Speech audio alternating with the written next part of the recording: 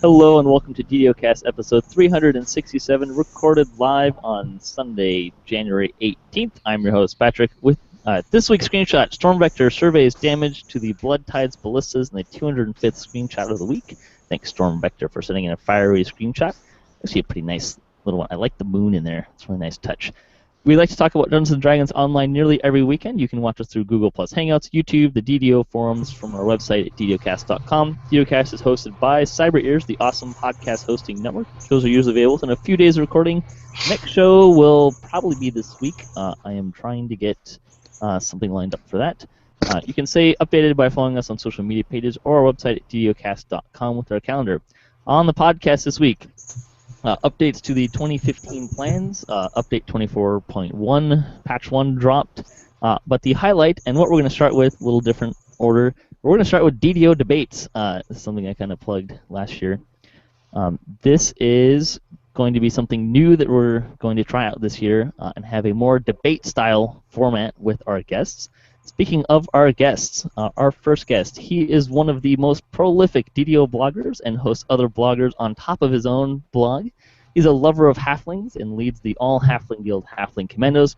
He has his very own gamer girl. He owns the unverified Sarlona server record for most raised cakes eaten in a single quest. And he's still mourning the Broncos' early playoff exit this year and dreadful Super Bowl showing last year. DDO Gamers, Geoff Hanna. Hello, DDO world. How are you? Welcome back, Geoff. Thank you for having me. Exciting to debate. Our second guest, he's a leader in the High Lords of Malkir on Sarlona. He's a druid casters are his specialty. He's got his own YouTube channel, and he's on his very last life with his caster healer tank druid. He has as many melee characters as hairs on his head. He is Voodu Spyce. Hey, folks. The crowd goes wild. And we have a third guest. He's new to DDOcast. He's from Khyber, where he leads the Band of Gypsies. He's an endgamer with loads of epic raid completions and reincarnations under his belt with almost 4 completionists, which probably is the sum total of the rest of us. He's been playing DDO since it went free-to-play. You think you must have run into him before. Welcome to Hauntingly Familiar. Hey, guys. I'm glad to be here. Which is perhaps the most fun name I've gotten to introduce on the show so far.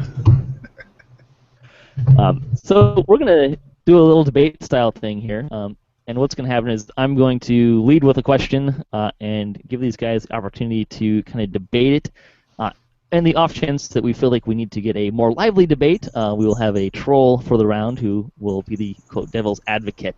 The winner of each round will get 1,000 experience, and it is up to my choosing whether or not I want to award additional XP for particularly insightful or amusing points. At the end of all the questions, the winner will get absolutely nothing from me. And as the moderator, I will have final say on what I choose the winner. So my decision is final, and it is completely subject to comment by the listener base, provided said comments are not mean. How much XP do we need for level 2? I don't know. Whatever it is. We'll say 6,000. How's that sound? Okay. I don't remember what it is off the top of my head, so.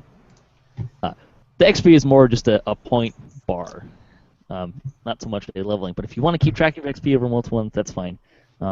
Arguments should be creative, passionate, amusing, and factual, but they should not be mean. That's kind of the only real rule to this thing. And I'll kind of start it off. We'll give opening arguments around the table, and then people will probably interrupt, and we'll have fun, and it'll be great, hopefully. So the topic, or kind of the overarching topic for this week, is metagame questions. Kind of the looking at the game from not inside the game, but kind of what's going on about the game. And the first question, and we will start with Geoff for opening argument here. Has DDO moved too far away from its D&D roots with all the rule changes and character updates? Should the game continue to be called Dungeons & Dragons considering all of the rule changes? Geoff, you're up. Yes and no. See, I'm going to cleverly argue both sides, so I can't help but win. It is still... It can't interrupt yet. I haven't made a point. Interrupting is allowable to my discretion. Okay, so from levels 1 to 20, DDO was definitely Dungeons & Dragons. You would level up within your class. You could take a class of another level. It mattered. You got new spells and new feats. You gained powers by gaining capabilities. From level 21 to level 30, DDO has stopped being Dungeons & Dragons altogether and started being, I don't know what. It's now skill-based. It's classless. You can switch from any class you want. You can twist in skills from other trees. You gain power incrementally no matter what the hell you do. So there's no new capabilities. It's all just, like I say, skill trees, blah, blah, blah, blah. Let's go do 10,000 hit points to the bad guy. That is not Dungeons & Dragons. Now, the only reason I'm saying they get to hold on to the game title at all is that the content is still fairly Dungeons & Dragons-like. I still feel that Haunted Halls of Evening Star is the most Dungeons & Dragons content we've ever had, and it just came out in 2014. And where they're promising us Temple of Elemental Evil, which will hopefully be more of that D&D goodness. So rules? No, the rules are getting suckier and suckier by the day. But the content, yay, still Dungeons & Dragons. And that's my point. Voodu, you're up. If the question was, has the game moved far away from its DDO roots, then the answer would be yes. But the question is, has it moved too far away from its roots? And so therefore the answer is no. Not to play both sides, so my final answer is no. It's definitely D&D because you've got the mythos, you've got that feel of it. You've got all the iconic classes and so on and so forth. I'm going to leave it there. All right. It looked like you were waiting to be interrupted for somebody going, yes! I was waiting to exhale. Haunt, you're up. I don't think it's moved too far away from its roots, no. There's certain limitations you're going to have because it's an MMO, and the name Dungeons & Dragons, it's definitely got that feel, even in the epic levels, even though it's a little bit away from it, but they've got, like I said, limitations because it's an MMO. They're not able to institute it exactly like pen and paper, so I think the answer would be no, that they haven't moved too far away. I want to ask Geoff, why do you say that epic levels aren't kind of pen and paper or related to pen and paper? Why do you say that that's different? Well, for one thing, there are pen and paper rules for epic levels. You know, you get an epic spell, you might get an epic feat. None of that exists. There are no epic spells. You click That's finish. not true. There are totally epic spells. They're skill-based. They have nothing to do with your class. You can be any class you want and still run around and do bard songs now.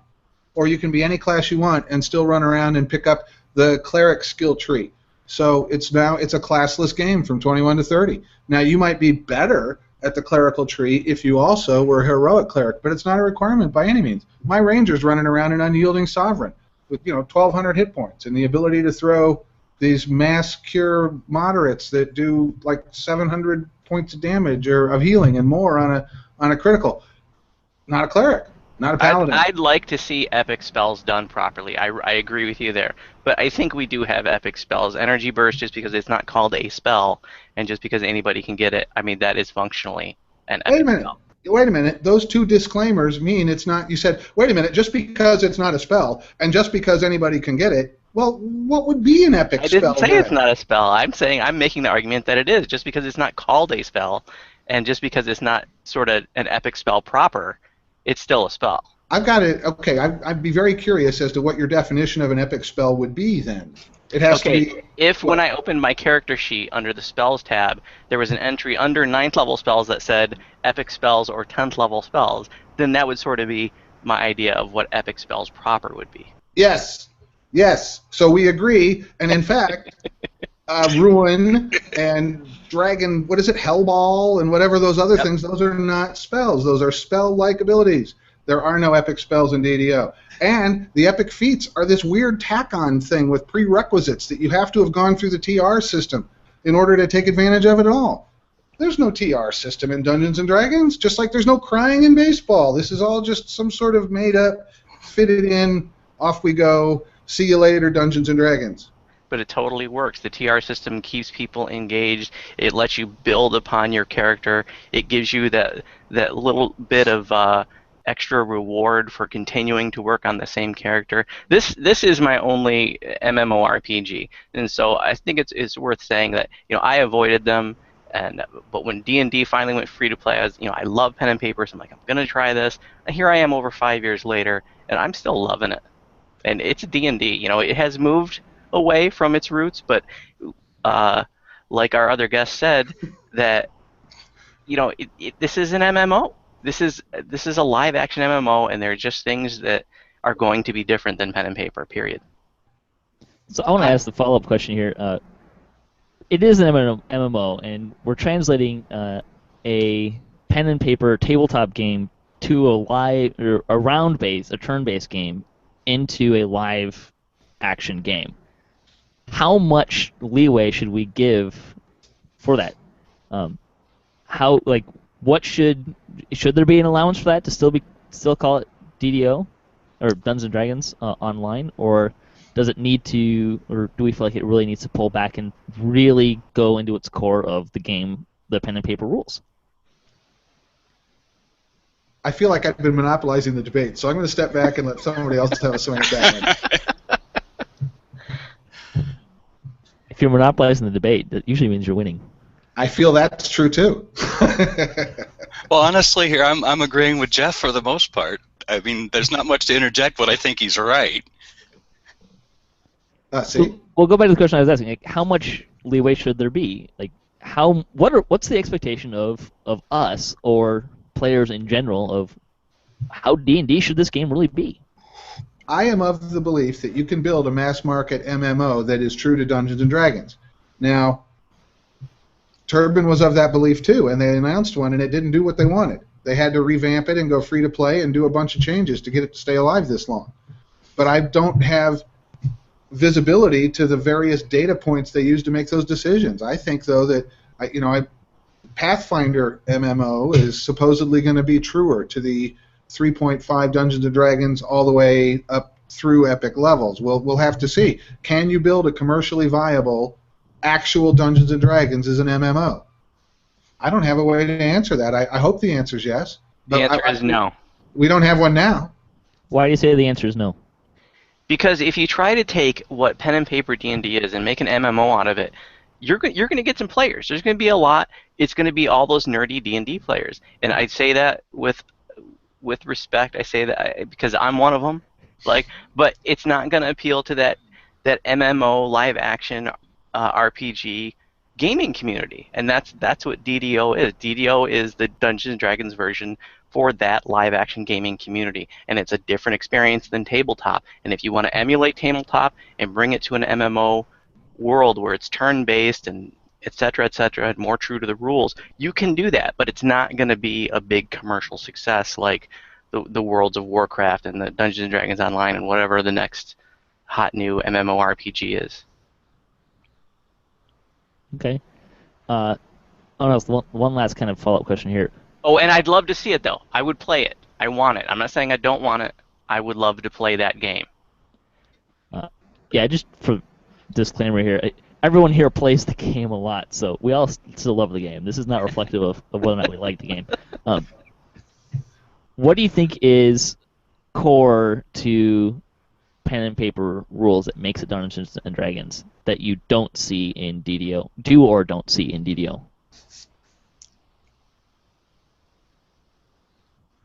I have plenty of answer, but really somebody else needs to go first.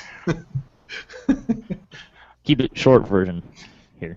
I haven't played tabletop probably since the early 80s. I'm kind of giving my age away there a little bit. But it's been a long time since I've actually played tabletop. Do you have something that's kind of important for you that makes it D&D? I'm sorry, what was that? Do you have something that is there something about D&D that really makes it D&D that is really important to you, that defines what Dungeons and Dragons pen and paper is, that you do or don't see in DDO? That's kind of a rough question when you got to remember I'm going back 30 years here.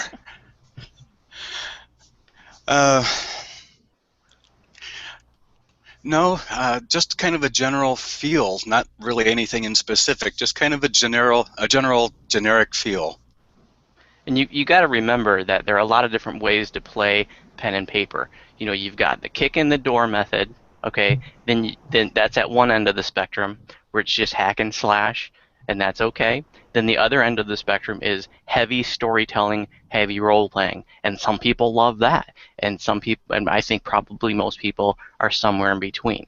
I'm a little bit closer to the hack and slash end of the spectrum. I'm not into heavy storytelling and heavy role playing, but that one of the things that I absolutely love about pen and paper Dungeons and Dragons is that sort of when you get into combat and it's like a big chess game. It's highly strategic, turn-based. You're thinking very thoroughly about every move, and anybody who's played pen and paper Dungeons and Dragons can know that even a simple combat can take a couple hours.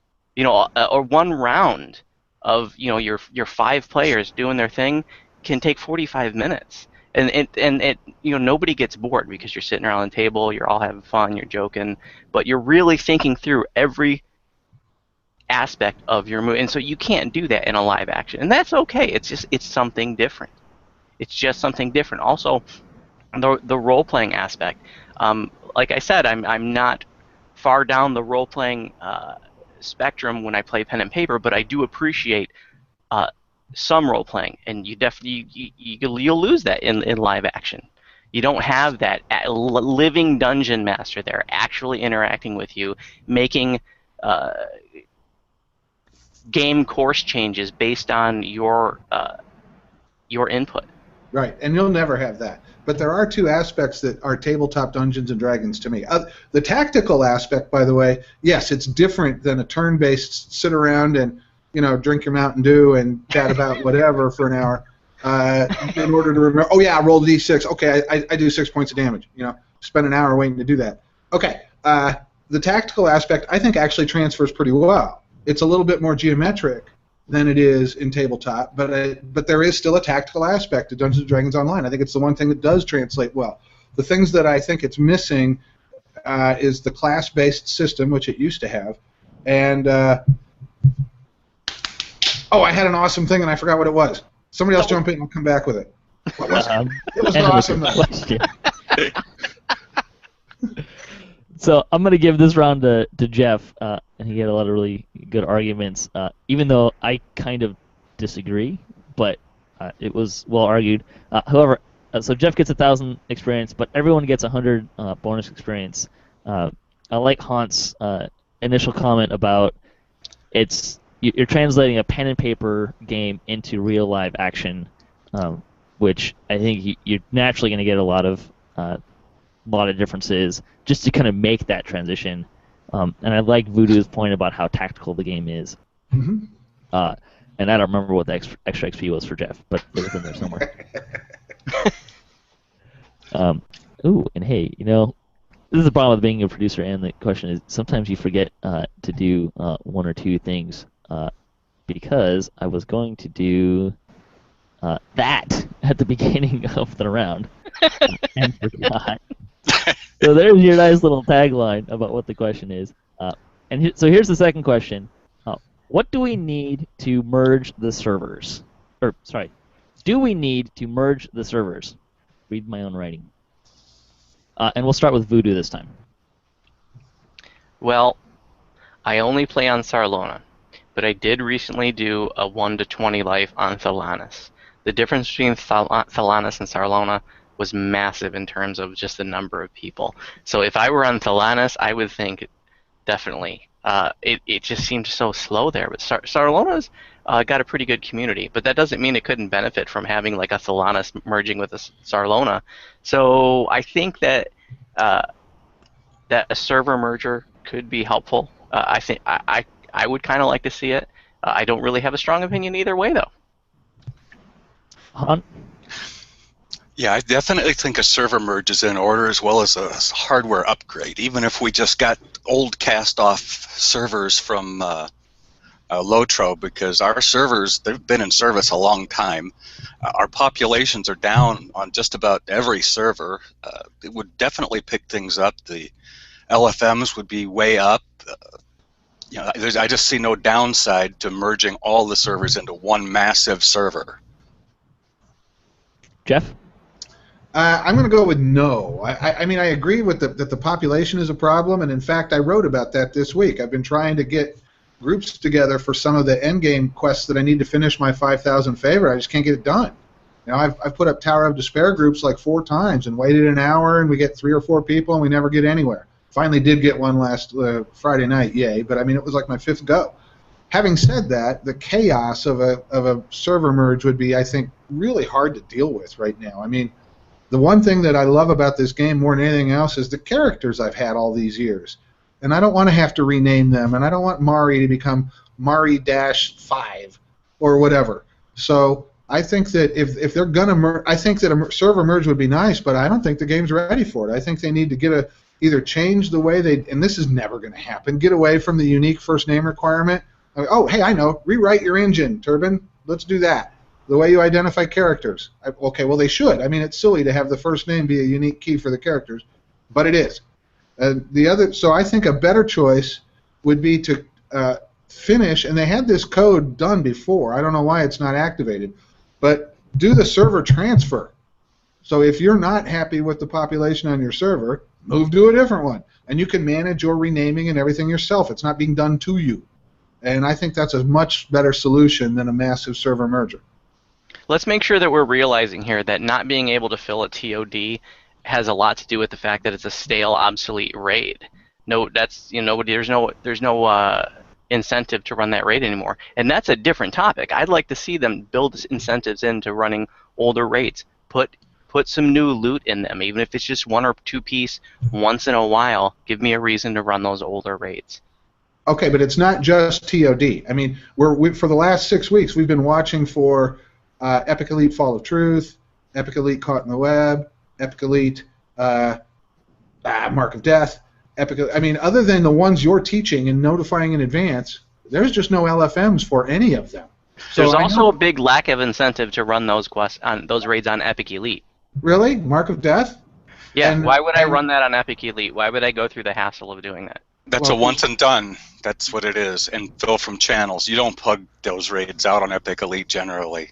That's the problem. You fill from channels. So, and I don't know that that's a problem, okay, but I'm not in those channels.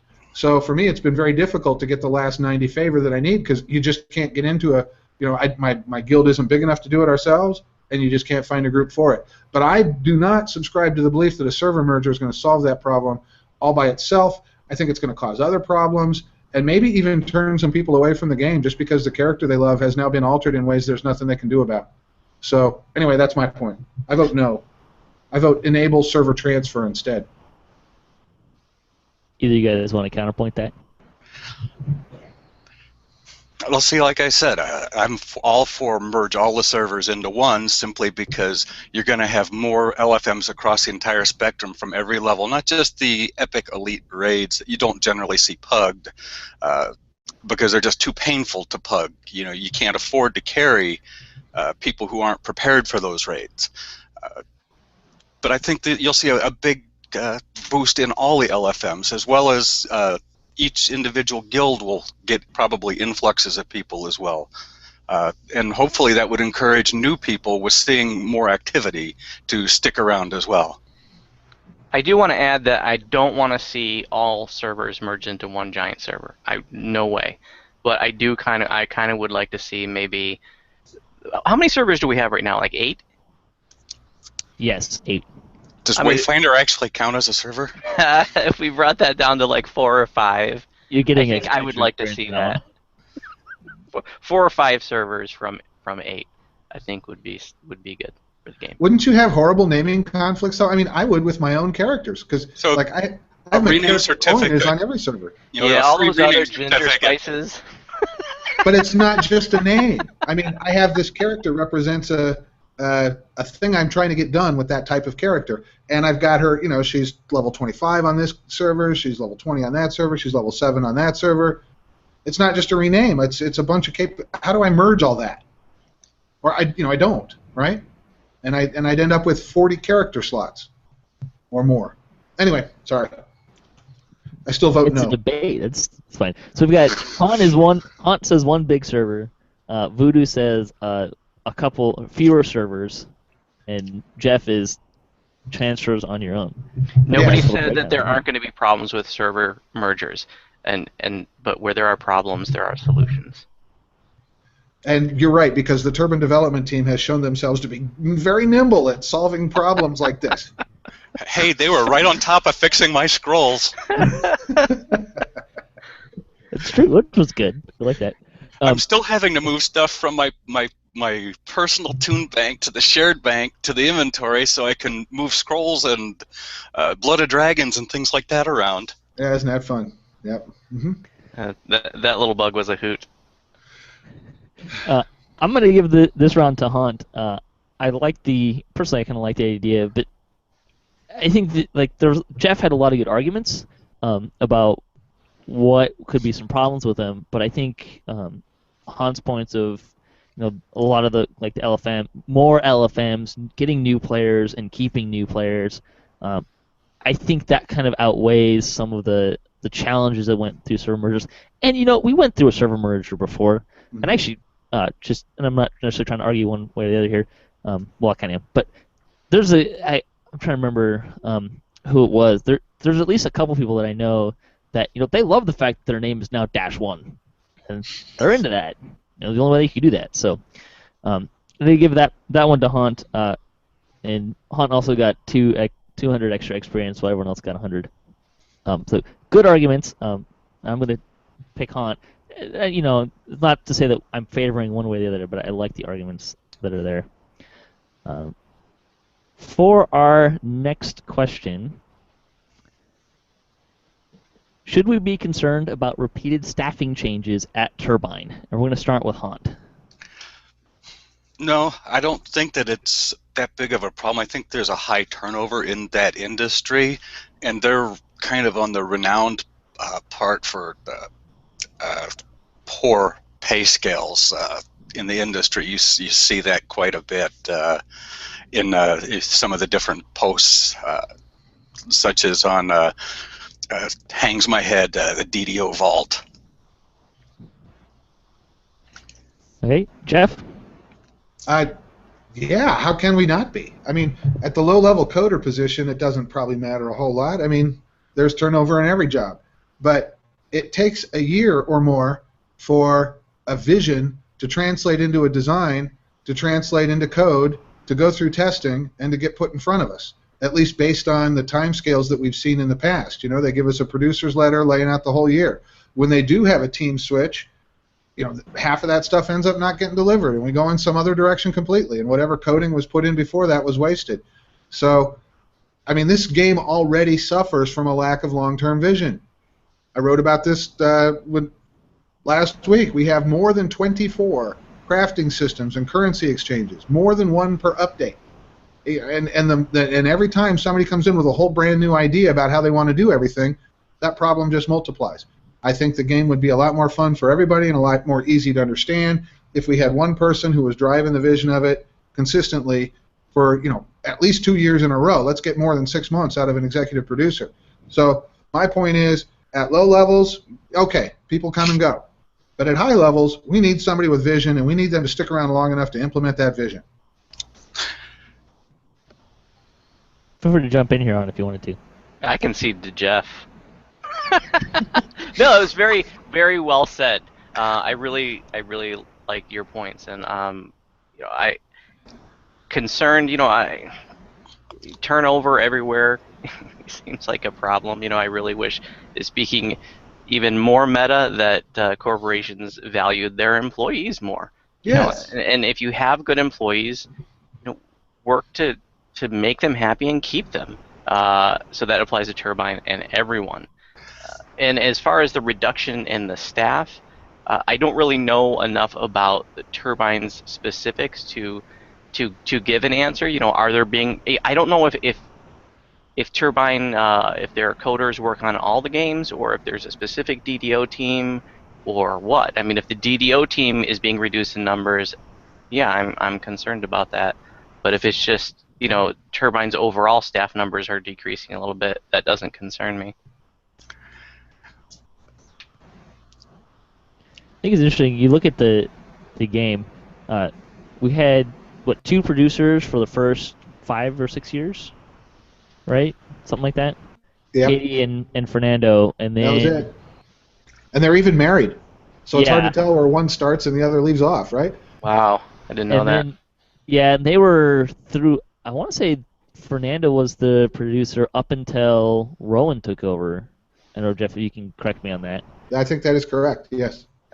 And so that up until 13, 14 months ago, Fernando and Katie were the only producers the game ever knew, and then just in the last year, we've had Rowan, Vivain. Was Major Mal actually a producer? I don't even remember. Yes. I think he was like, "Hey, I'm the new producer. Bye." Exactly. Blink and gone. Yeah. And now we're on Severlin. Right. Or did I skip for Vane in there? No, Vivian. Vivian was yeah. in between. It's like, So, I mean, I am a coder. It's what I do for a living. And I can tell you right now that unhappy coders write unhappy code. So, they just, And What does unhappy code look like, Jeff? Tell us. I think you'd have to ask Warner Brothers that one, because I think a lot of that comes down from there. I think that if you've been in a raid recently and spent a whole minute in a lag spike wondering why you can't move your sword, you're getting a clue as to what unhappy code might look like. It's just there's a difference between people who are engaged in their job and trying to do their, taking pride in their work and doing the best they can, and other people who are just, trying to not get laid off and want to hurry up and get home because it sucks here. So, anyway, I still stick with my original point. Low-level coders I'd rather they stayed. It's better for the game if they were involved and engaged and happy. But at the high level, we got to have stability. I just had a moment of like deja vu from Office Space. You threw me right into that movie for like an instant. That'll make a guy only do enough to not get fired. Yeah. All right, I'm gonna give this round to Jeff. He has some really solid arguments, particularly about well earned, Jeff. But just kind of quick around the table. Do we like? I mean, he hasn't been in the executive producer role, at least as far as we know, for very long. But quick thoughts on Severlin. Go. Do we like where things seem to be going? Do we like some of his comments? Well, this ties back to the first question because he's very involved. He's part of the community. He posts, but I don't know that he's ever played Dungeons and Dragons in his life, or I haven't seen a single decision that indicates he has. It looks like he's played a lot of MMOs. So that's why we're getting melee power and spell power, and suddenly we're going to have tanks. The game is going to a direction where they want tank builds, clearly, and they want that role, the tank role. And, that's always been available in DDO, but it's never been a requirement, but it's becoming one. So you're either going to be a tank or DPS, and I think... Hold on, come on now. It's never been required? Really? No, for a few raids, and not even for all of them. I mean, yeah, you got to tank Horoth, and I don't know why I'm stuck in TOD. I feel like I'm stuck in 2009. But yeah, going back, I mean, you don't have to tank Horo. Vision of Destruction, Hound of Zoriat, Tower of Despair. You need a tank. Solo it. Those are raids, okay? And the tank the necessity of a tank role in a raid is okay, but try running what goes up without a tank, or try running the newest content. Where you've got 20 of these. What do you need a tank and what goes up for? When you get all those orcs coming in. On my Cirque. Not on Epic Elite, you're not. Yes, I am.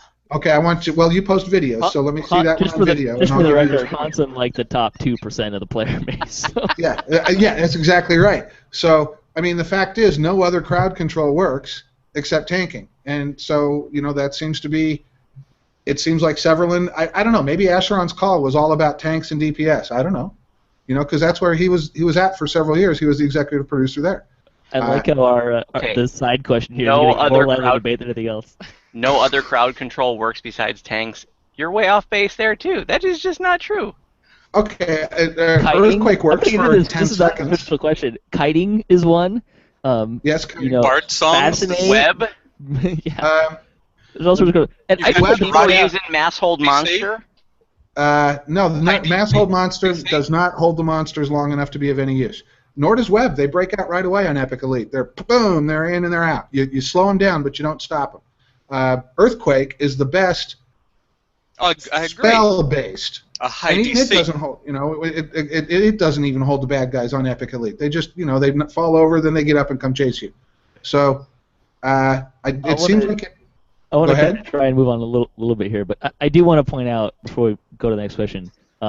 Very nice, lively debate on the not official question, by the way. That was great. We all have a little bit of different opinions Yeah, here. it's great. I would say, like, you talk about the tank thing, though. Players have been trying to build tanks since we got raids, really. I mean, I remember with Vault of Night when Cap was 10 and 12. You know, people were building to go toe-to-toe with, using the hero method, of course, but they were building to go toe-to-toe with Vela, and we were, a party would look for, okay, who can do that role? And, then you fast forward to Vision of Destruction, and you had the, what was it, the 13 rogue, 6 ranger, 1 fighter tank builds running around, trying to get to that 95 percentile, really big AC builds that are running around a lot. So I don't think that Several is actually implementing tanks. Heavy tanks, sure, but I think that's I think it's fair to say that a lot of that is a reaction to players saying, hey, these builds don't work, and we want them to. I can do that because it's not an official question. Let's see. The next question, as soon as I throw it up here, what is the most exciting thing from the producer's letter? And I believe we're starting with Geoff this time. Temple of Elemental Evil. I don't have to say anything else. I mean, that's it. The whole Those thing words. here, too. Temple, definitely. Voodu, do you have a slightly different opinion? Yeah, so I'm going to duck when I say this first part. Even though I love pen and paper, I have never played the Temple of Elemental Evil. So I am excited about it. I totally am, because it's supposed to be an old school dungeon crawl like Haunted Halls, which was incredible. Loved it. Okay, there's so much to love about this producer letter. I love this producer letter. Okay, and so if this is a reflection of Severlin, then I love Severlin. Severlin, I love you.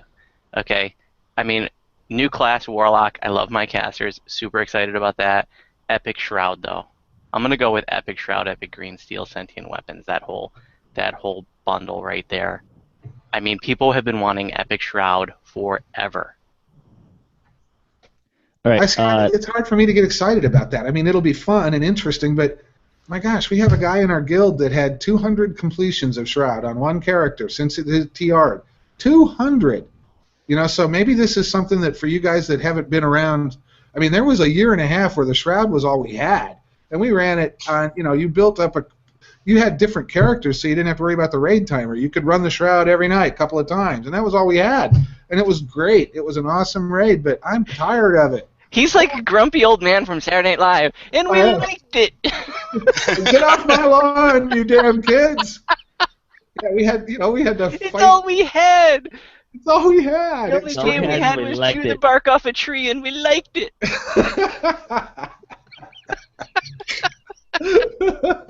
All right, Haunt. Why Temple? Like, I know it's Temple Evil, but seriously, why do you love Temple of Elemental Evil? What's kind of in there for you? Why is that exciting for you? It like you said, it's an old school dungeon crawl, and they pulled off Haunted Halls so well that I really think that if they stick true to the module, it's going to be a whole lot of fun. Geoff? I've never played Temple of Elemental Evil in pen and paper either. I played an old computer version of it that I don't remember who made it a few, 10 years ago, 15 years ago. But they're saying like Haunted Halls, and I love Haunted Halls. I think it's the best quest they've ever had.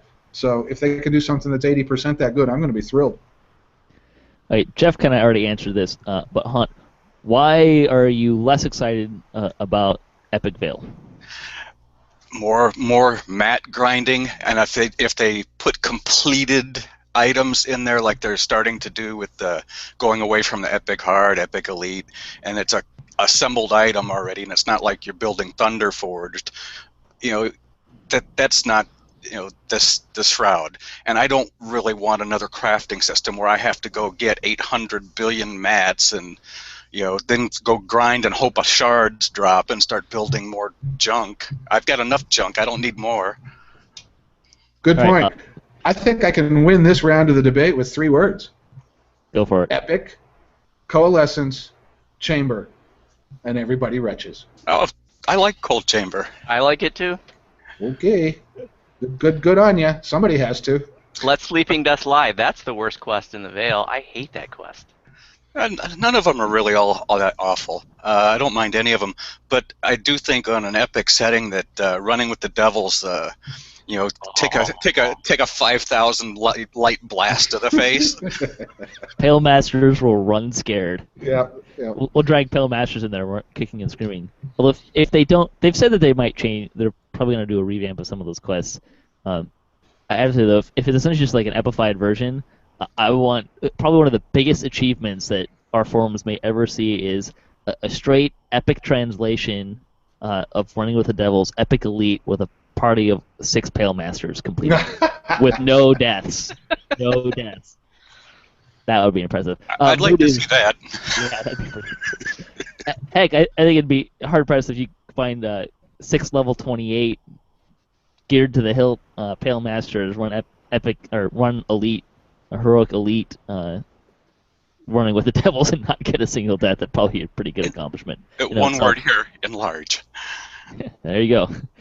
Voodu, what do you what really sells you on Epic Vale?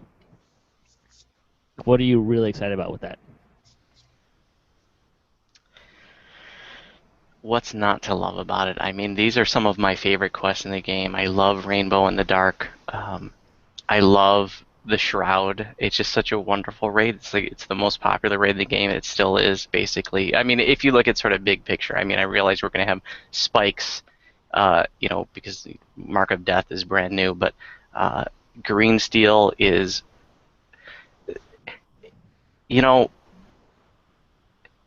can you think of much when you're TRing that's more gratifying than putting on your Green Steel at level 11 and 12? I mean, it's one of the most gratifying things when you're TRing, okay? And it's just, the whole Green Steel system is so awesome. Shroud's tons of fun, and to make that epic, to get a 6th part to that I'm really hoping will bridge the storyline between what we have now as the end of Shroud and the beginning of Tower of Despair, because I want to follow Eretrikos back to Shavras and find out exactly what happens where, we must have subdued him, where we subdue him, and he's like, okay, I'm going to help you guys defeat the General Horath, I want to see that part of the story. We shrink him down. He ends up a halfling. After the storyline, then we'd get a small Eretrikos, right? Yeah, he's a halfling. All right. Why? I got to ask one question. Go for it. If we're talking about Epic Shroud, what do you think the over and under is on the number of hit points in a portal in the first part of the Shroud? I think it'll take about what it used to. I don't know what that translates to hit points, but I don't think it'll be too bad. Okay. The portals were always less about how much DPS you had and more about applying it correctly. Mm-hmm. Voodu, why not Temple of Elemental Evil? Well, like I said, I just have never played it, so I can't get excited about something that I don't know. I'm hoping it's going to be awesome. It's just pure ignorance on my part, though. Okay, oh man, this is a tough one. I'm going to go with Voodu on this, and I think the reason why I'm going to do that is you look at the history of the game, and as soon as we got epic versions of things, that was when the clamoring for Epic Vale started. Yep. There's been a lot of really great vibes, and people are really excited about Temple of Elemental Evil, but that's only like 3 months old since we first heard about it. I think Epic Vale is like, we want Epic Vale, we want Epic Vale, we want Epic Vale, we want Epic. Like, that's been the chorus line for epics for a long time. So I'm giving that one to Voodu. So after 4 rounds, Geoff has 2,300 experience. Voodu and Haunt are tied at 1,300 experience apiece. We got a nice tight race here. I'm never going to make level 2 at this rate. Come on. You have to do it. What are we getting for level 2? Do I get a stat point or something? Well, you missed the auto box in the store, so what can I tell you? Can I get a new title at level 2? Sure, you have a new title. The next round. What do you want to see in DDO this year? What do you want to see most? Maybe I should say that. And we are starting with Voodu. Does it have to be something that's in the producer letter? It doesn't have to be, but it can be. Okay. then I'm going to say the thing that I want to see most is monstrous races. And I know they're like, oh, it's going to be so much work to do all the armors and blah, blah, blah, blah, blah. Okay, monstrous races. Okay, I would love to see an expansion, not an expansion, excuse me, an update where it was just some monstrous race. Give us like 4. You know, give me kobold. Give me troglodyte or lizard folk. Give me a half giant. Give me a tiefling. Okay, and that's all the update is just those 4. You don't have to do anything else. Just make those 4 races and update the, some of the armors. You don't even have to do every last armor. Not everybody is going to be upset, if like the robe of acid, there's no like, yeah, they will. Not everybody, okay? Just do some of the more popular ones to start, okay? And now you think about this. We got, 13 classes in DDO, okay? You had 1 new race. Now we've got 13 new options. You had 4 new races. You've got, 52 new options to play with. There's so much there. It's so much flavor. I want, a kobold barbarian. I want a lizard folk druid. This is going to be so much fun if they do this. This is what I want to see more than anything in the game. But I should add to the question here real quick. Sky's the limit. Like, you don't have to necessarily think realistically here. Go ahead, I'm just going to push back a little bit. I think monstrous races are awesome, but I think if they implement any of them before they finish the core races, like Gnome, I mean, come on, Gnome? They don't have Gnome. I can't believe how many people want Gnome.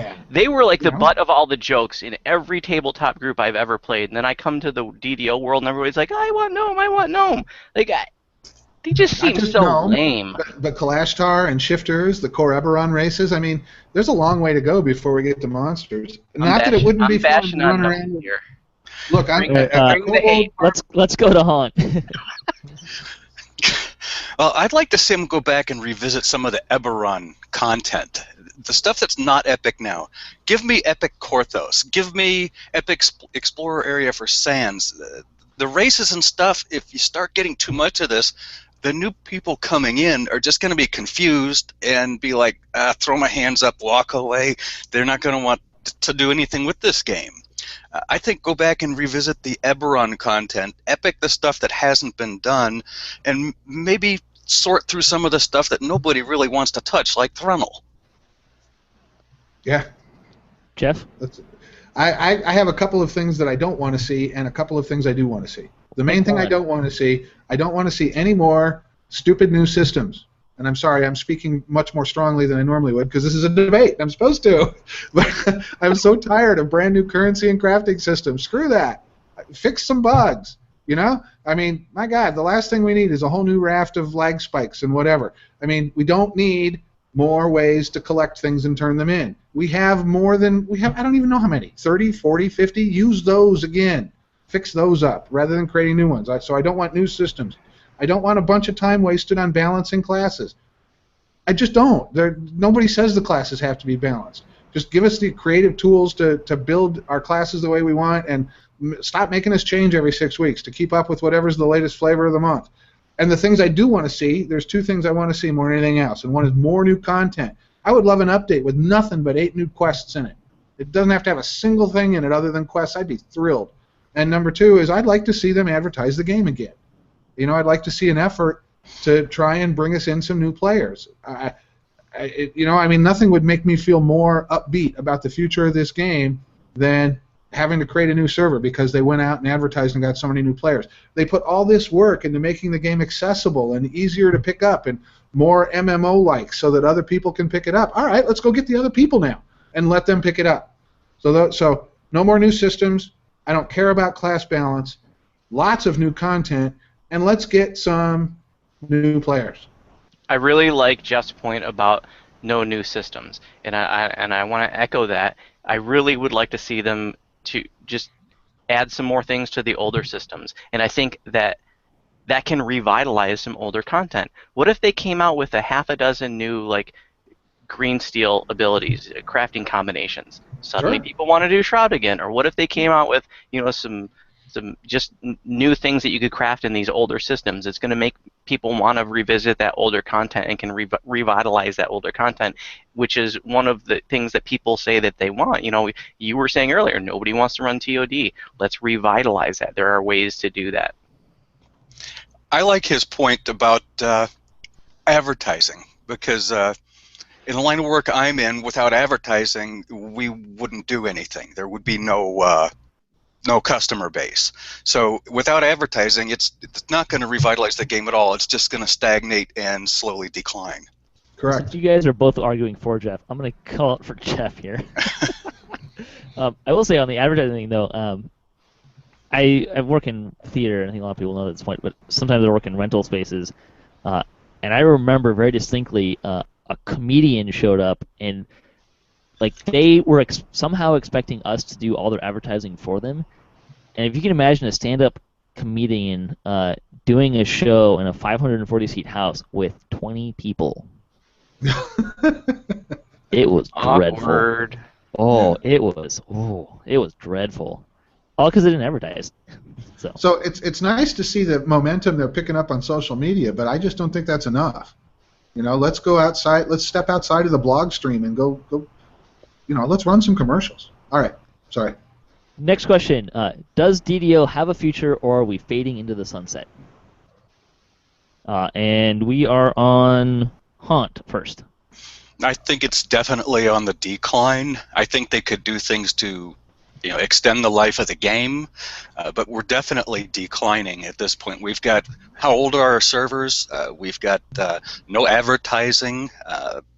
You're just not seeing the new player base come in, and when you do, our 30-plus life TRs, it's like no noobs, vets TRs only.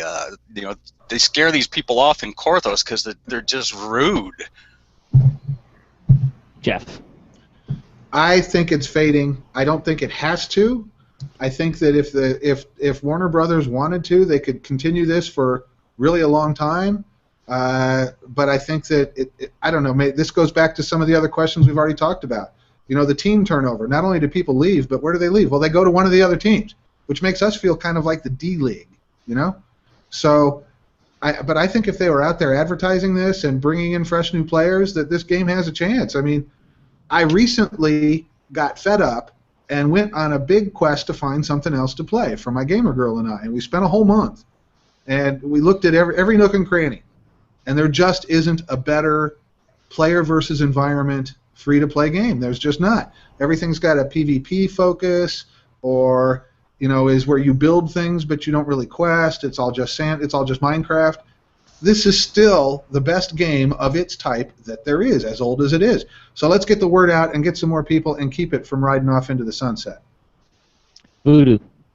So the advertisement can be DDO. We don't have Panda as a player race. And think about the number of people that will draw in alone. So DDO has lots of life left in it.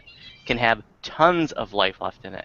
I think we're past the peak. We're past peak DDO, but I think this game can get a shot in the arm and go past its previous heights. Okay, so we're not. So it is on the decline right now. We can see a new peak.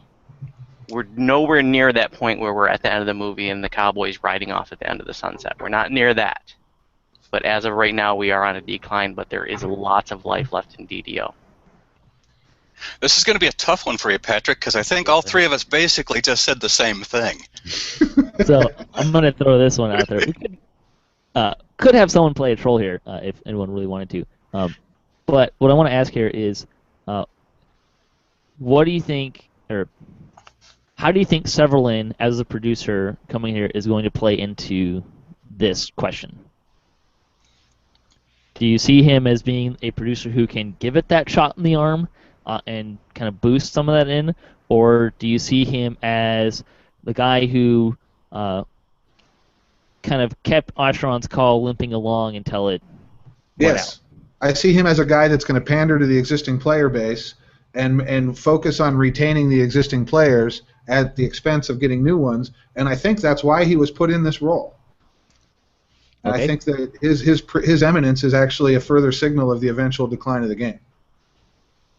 Haunt or Voodu? I think that it's too soon to tell, but I lean towards he's catering to Warner Brothers. So let's tell them what they want to hear. Let's tell the player base what they want to hear, and that it's going to be a whole lot of nothing. Is kind of what my thoughts are on it. Okay, Voodu. I have no opinion. There's just I don't have enough information to form an opinion on this. Right. By the way, we've got nothing against Severlin at all. I'm just kind of real good guy. We're really being negative today. We're just like hammering away, aren't we? I'm loving this. This is great. If I wrote this up on my blog, I would delete it rather than posting it because it's just so negative. You're winning. Okay. Talk about you're being negative. You're winning, and you're finding. So when this goes live, are any of the three of us going to be able to log in, or are we going to get live? It's already live. We've got more viewers than I've had in about 2 months. So. Well, I'd say edit out the negative part. I'd say edit out the negative parts, but you'd end up with a 10-second podcast. Hey, we've said some positive things. Hey, just throw it out there. Severlin's been really active on the forums, much more so than the last producers, which has been great. Much more than anyone. And we'll go through some of the stuff too. Severlin, if you're listening, keep listening till we get to the news part. There's probably some better stuff in there for you. All right. Oh boy. I'm going to do this. I'm going to give everyone 300 experience points, and we'll move on. I'll take it. Well, those sounded like pity experience points to me. None of us want it. Yeah, you're all kind of in the same vein, and I think it was a good place to be. And I think they're all fair and accurate points. Everyone kind of mentioned new players getting in and advertising kind of being, that's what's going to keep us from fading in the sunset is getting new players. So next question. This is a little more off of the metagame topic, but I want to get this in here because it's kind of timely. Do the holiday cookies need an update? And Geoff, it's your turn to start. I gave up on the holiday cookies so long ago. I'm having a hard time working up an opinion one way or another, which I guess means yes, because I can't remember the last time I even used one or ever felt a desire to. They're just backpack weights. So sure, update them, make them fun. Yes. Voodu? You can throw a blade barrier or a whale of the banshee, in like a Korthos quest. So, that's fun right there. It's like when it's holiday time, there's a plate of cookies on the table. Like, it's cookies. It's a bonus. I like it. But, it's not the make or break kind of thing. It's just like a little holiday. Here's some cookies on the table. Eat them if you want them. If you don't, that's fine. Move about your business. Hot.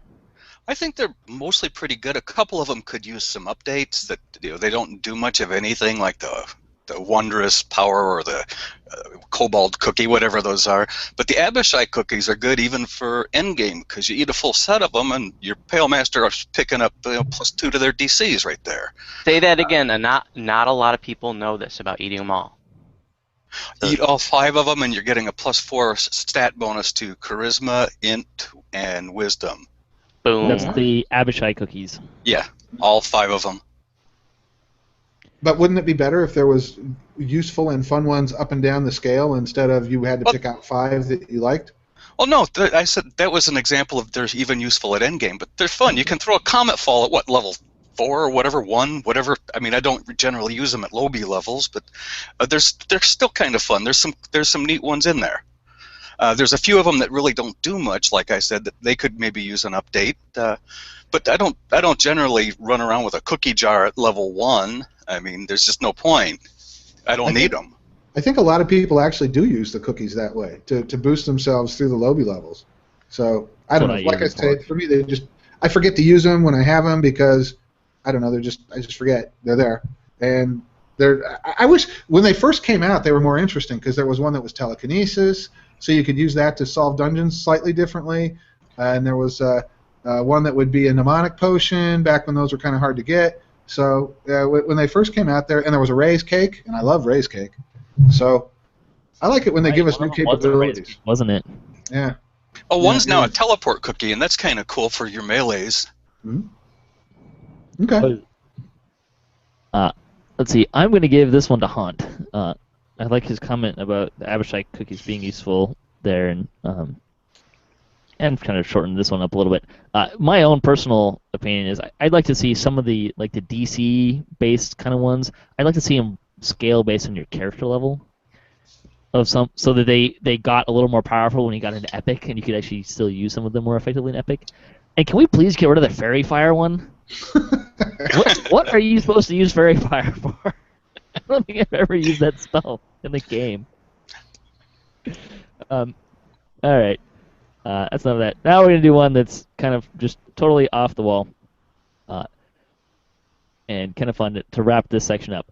If there was going to be a DDO-based movie, which actor or actress would be the star and what class would they represent? And we're starting with Voodu. Class, definitely Rogue. Okay? But not a Wayans brother like the original D&D movie, because that was way fail. Okay? The actor, Johnny Depp. If Johnny Depp is not available, we'll go with Brad Pitt, but I'm really going to lobby hard for Johnny Depp as our leading rogue in the D&D movie. All right. Haunt? Well, I'm going to have to go. You didn't say whether they'd have to be an alive or a dead actor. I'm going to go with Robin Williams and Bard. I mean, come on. Can you see him as a swashbuckler? Don't you remember Hook? I remember him in Green Tights and Hook. That's not exactly a selling point. A lot of parental angst is all I remember from that, but okay, there you go. Geoff, go ahead. Well, see, I think it's D&D, so you don't have an actor. You have a party, right? You don't have just one, so you've got a group. I'm going to hit the 4 prime prime characters in a group because you want to be well-balanced. So I want Bradley Cooper for the Cavalier, and I want to play kind of a world-worn Cavalier, like the one in Baldur's Gate 2, that had been on the front lines a long time and really just missed his wife a lot. And then I think Benedict Cumberbatch Cumberbund? What the heck is his guy's last name? Anyway, Benedict, what's his name, as the wizard, because what a great voice. And he can just stand there and talk spells, and everybody will really enjoy that. And I think Margot Robbie from The Wolf of Wall Street as the rogue acrobat, because you want to bring the 18 to 34 gentlemen in, and that'll definitely do it. And plus rogue acrobats, nice sort of skin-tight sort of costuming kind of thing. And Lupita Nyong'o as the cleric, because she's just beautiful and she could stand there and look all serene, and maybe even a favored soul rather than a cleric. Favorite of the gods, she kind of just beams anyway. So there you go. That would be my DDO or my D&D movie party. What else is she in? What else is she in? Was she in 12 Years a Slave? Yes, she was in 12 Years a Slave. So I thought it was. All right, Voodu, sell me on your movie. A rogue can be a really fun role. If you remember the rogue from Conan, that guy was so cool. He was so smooth, the way he was like pickpocketing. Oh, it was awesome. And you put like a Johnny Depp in there, just being that sort of debonair, that con artist kind of a role that we just love to hate and admire at the same time. So smooth, and then and so he would be the lead role. The question was, who would be the star and what class they would play, not who would play all the rest of the classes. So. Hey, I'm totally cheating because it worked for Kirk, right? He's the only guy who did the Kobayashi Maru. All right. So, and besides which, you got to admit, Bradley Cooper is the paladin, even if that's the only choice, would be the best out of all I like those choices Bradley anyway. Cooper, but Bradley Cooper in a D&D movie, epic fail. Oh, dude, he's got gravitas. He's not just smirky and slimy. Or smirky and smiley. He can be serious. Have you ever seen Silver Lining Playbook? He played that dead serious, and it was awesome. He'd be. I've seen enough Bradley Cooper movies, and like I said, I like him, but no way in D&D movies. Oh, and plus they sell. So you could sell Bradley Cooper easy. You could pitch him to the studios, and people would actually come see the movie, which would make it much better. The Thief, unlike the first two, which were very D&D-like, and really nobody saw them. When we're going to go for the catsuit hot girl, what is it? Scarlett Johansson. What did she play in recently? She's been in a bunch of stuff. What was she? She was in some Was Avengers, she in Lucy? She's an Avenger. Yeah. What's the role she plays there? Black Widow. Yeah. Is it? Okay, so she can play that role in our D&D movie too. That same kind of a role, I mean. Yeah, I want to see Margot Robbie. She's a newer face. I think she's going to be the It Girl next year. She's in a big movie. And I think we've seen Scarlett Johansson. We've seen Scarlett Johansson as an action hero. She did good. I'm going to pass the baton to Haunt. Haunt, sell me on your movie. Boy, with these two guys here, I think I'm just waving the white flag. No, don't wave the white flag. Come on. Oh, no. White flag. I tap out. I lose. These guys are good. No, you were winning. Actually, don't wave the white flag. Come on. Well, a selling point on a movie. See, that's kind of hard. Why Bard? Why'd you go with Bard? Oh, Bard. That one's so easy to fill when you think Robin Williams, because the guy is just a complete and utter goof, and he just makes me think a goofy, crazy Bard. He really does, and that's kind of why I went that direction. Or Wild Mage. Robin Williams could do a Wild Mage. So I'm gonna land on Hunt here, and here's why. One, Geoff kind of cheated and picked 4. 2, there's no Cavalier in DDO. Oh, yes, there is. There absolutely is. First edition. In D&D, I'm talking about DDO. Oh, the DDO. DDO movie. Actually, there's a question? Cavalier. Haha, there's a Cavalier in DDO too. Now he's a zombie, but he's. Oh. Yeah, it was a DDO-based movie. Damn it. I was thinking D&D-based movie. Yeah, me too. That's okay. With Johnny Depp, I don't know. It just feels like another Pirates movie. Yeah, you're right. I was thinking that right away because it would have to be distinctly different. Yeah, and I don't know. But I really like. One, Robin Williams is a great actor, and 2, you don't see bards in movies. You see thieving characters. You see like the big barbarians characters. You don't really see bards carrying a movie, and maybe there's a reason for that. But I like the idea of having a bard. So Haunted brought in the ringer though. Robin Williams just passed away. He's got all kinds of sympathy going on right now. He totally threw in the ringer there. This deck was stacked. Come on now. It's an impossible movie. All right, so at the end of DDO Debate, I think that it means Hauntingly wins here. Congratulations, sir. You get absolutely nothing. If you want to play at Can I home... expect it in my in-game mail to have nothing? I can do that for you. I'll send you nothing in in-game mail. We're on the same server. Feel free to play at home. If you want to answer the questions yourself, feel free to leave some comments around there. If you want to comment on how badly I chose as a moderator, that's fine. Or you want to make fun of our debates, feel free to do all of that. Just please don't be mean. I will delete mean comments. But feel free to join in the conversation in our comments for all of this. We're going to move into game news. And I'm going to try and cruise through some of this because there's a lot of game news, and we just spent an hour on the DDO debates, which was great and fun, and I hope a lot of folks enjoyed that. If you guys need to take off here, feel free to do that as well. But there's a lot of stuff going on, so I'm going to cruise through here, and feel free to interrupt me, guys, as we go through, and comment as you feel you would like to. First thing up, I want to mention that the 2015 Players Council applications are out. So you can apply to those if you wish. I don't think anyone here was on that, but we have had some folks that were on that list last year. So if you want to be a part of directing the game and how big of a part no one outside the council really knows, but feel free to apply for that. I know a lot of people were looking for that. Applications close on January 25th. They're looking to get the new council seated a few weeks after that. Stuff on the producer's letter, and I think this was actually out last week, and I just kind of missed it. Regarding Anorak, they have no plans for Anorak currently. That could return in the future at some point. Elemental Evil, more info will be down the line, but several can say it will be big. Big enough for the use of italics. Elemental nodes will be included, and they have the module.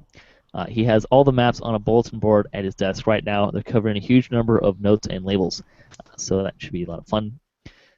They do plan on regular bug passes with each update, which, the last update, aside from the scrolls, I think that was like the only real bug they introduced, and they already fixed it, so that was pretty good. Sentient weapons, the honest reason that he didn't mention sentient weapons in the producer letter is the plan is to include them in the new green skill. They don't want to release the system and have green show overshadow it, and they don't want to have, or they don't want to do the opposite and have green still come out and have sentient weapons make that obsolete.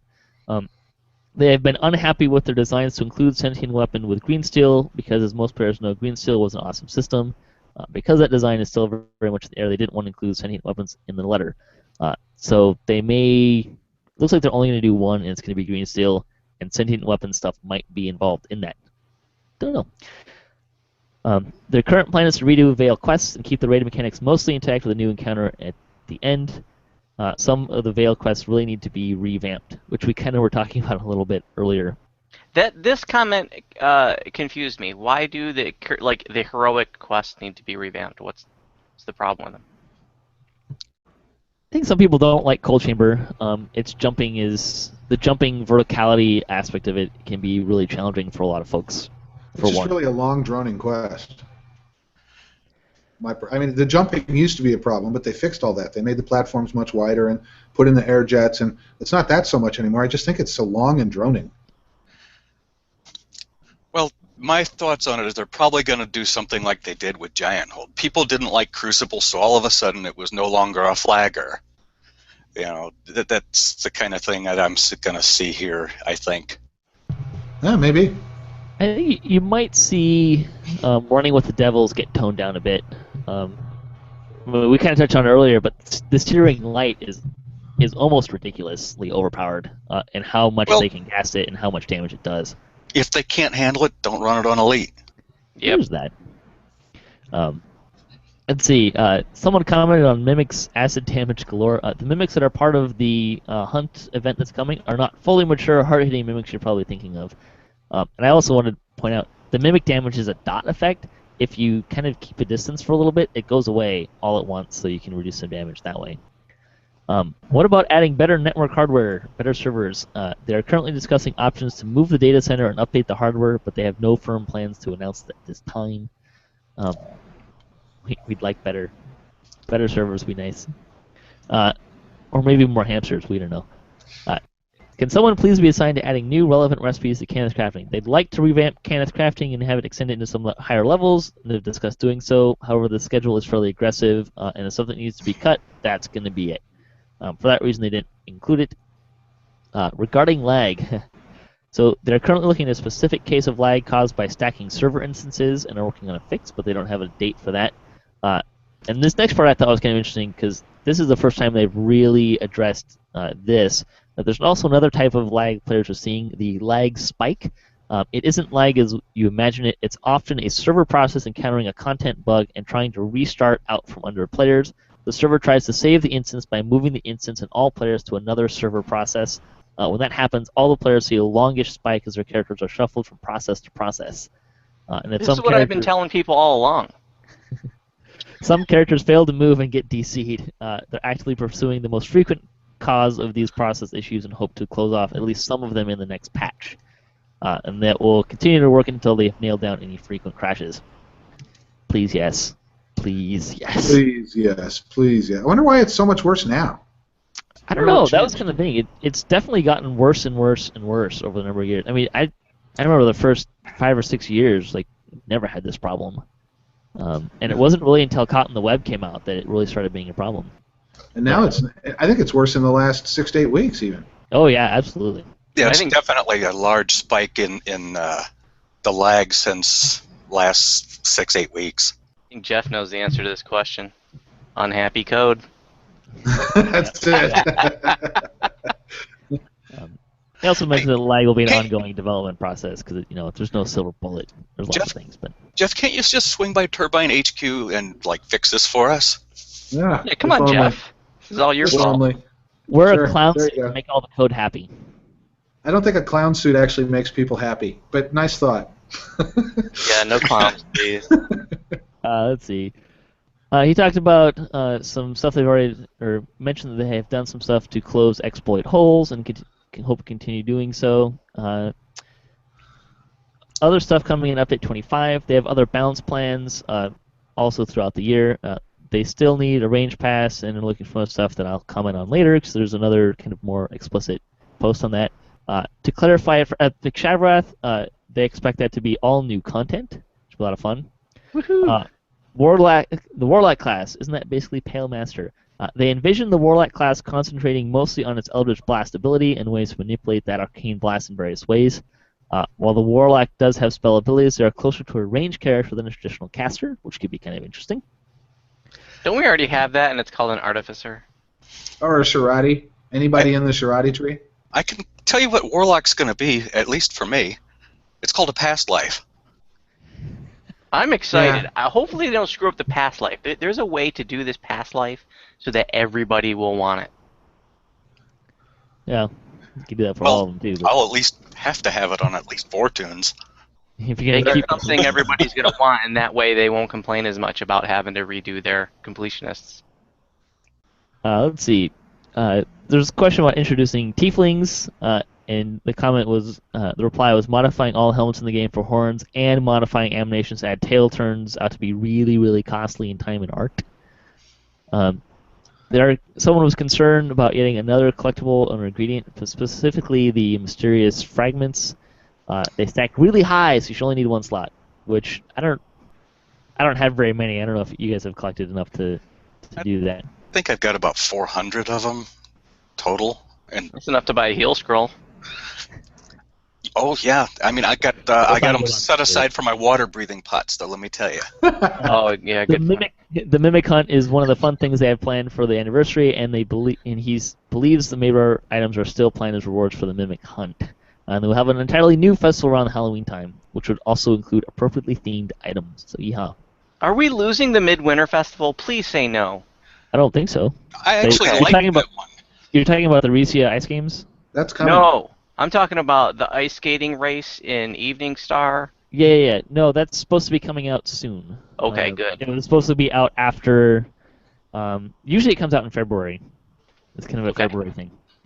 There's usually like the cookies are usually kind of bleed into the beginning of January. The Winter Festival is usually in February, and then the anniversary event is usually like March, April, which sounds like the Mimic Hunt is going to be. Severlin had a post about balancing information. And so he says he's going to break tradition and talk about some early musings on balance so players get a glimpse into the early balance and design thoughts. This stuff hasn't even gone to the Players' Council. It's all subject to change, so don't take this as holy writ or anything like that.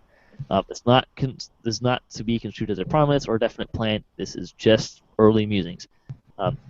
As far as Severlin's concerned, Kensei has been a pet peeve of his. Why the only fighter DPS tree was designed so you had to splash Monk to maximize its potential is something he never understood. I think it's a fair point. He'd personally like to create a new fighter tree, but they can't add a 4th tree, at least until Favorite Soul Druid and Artificer get their 3rd trees. So they're probably going to look at doing some multi-selectors in the tree and probably add some heavy armor options. Yeah. I'm sorry.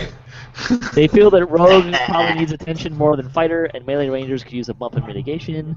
Balance checklist includes, in no particular order, the following things: add range power to epic levels and destinies while balancing mini shot and 10k stars.